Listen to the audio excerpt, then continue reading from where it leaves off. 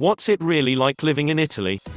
In this series on practical living in Italy, we set out some of the harsh realities of life. It's easy to be attracted to the promise of the sweet life, la dolce vita, but living in Italy won't always be a holiday. Let's be real here. Living anywhere has its challenges, and Italy's no different. So, in this first of 4 videos and articles, you'll learn how to immerse yourself into everyday life, whilst enjoying yourself at the same time.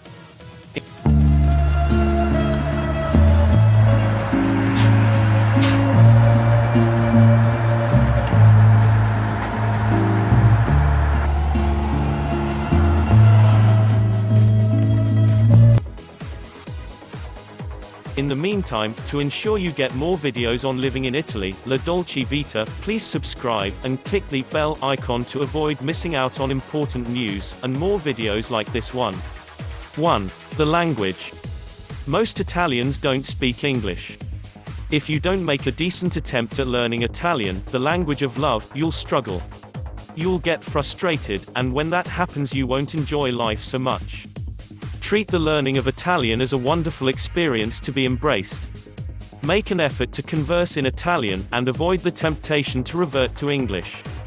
Yes, you'll probably have to explain what you mean by repeating yourself, or having to refer to the app on your mobile, or you may revert to hand and arm gestures. However, the likelihood is that you'll eventually be understood and corrected.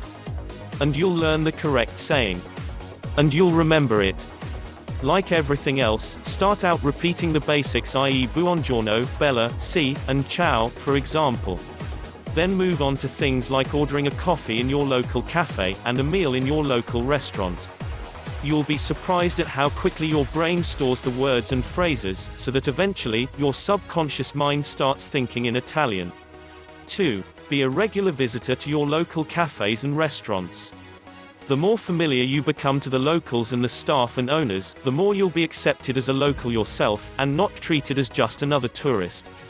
To be greeted with a smile or a buongiorno does wonders for your self-esteem and confidence. Even if you're still struggling to get to grips with the language, and you're served your favorite coffee without asking for it, take it as a positive sign of being accepted. And acknowledge others in these establishments that you see on a fairly regular occurrence, with a nod or a ciao. If they say something to you, respond in a way that starts a conversation. Again, don't worry about being misunderstood or struggling to understand what they're saying, as they'll invariably be only too pleased to help you with your impromptu language lesson, which is ongoing. 3. Making Italian friends. Not all Italians are friendly. In fact, some can come across as being rude and disparaging. You may well find this is more prevalent in some regions of Italy than in other parts. Look, Italy only became a unified country in the 19th century, so each region can be vastly different to another. They'll have different customs, different local dishes, different weather, and very differing political views, to name just a few. So, to make new Italian friends, join a gym or 2. By keeping fit physically, you'll also help your mental state of mind, all whilst meeting some of the locals.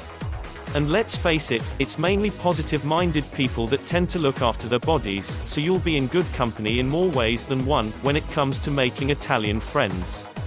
In the next video, part 2 of 4, you'll learn about the food, the wine, and the country's geography.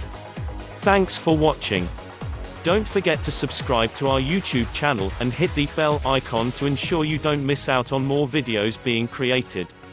Until next time, ciao for now.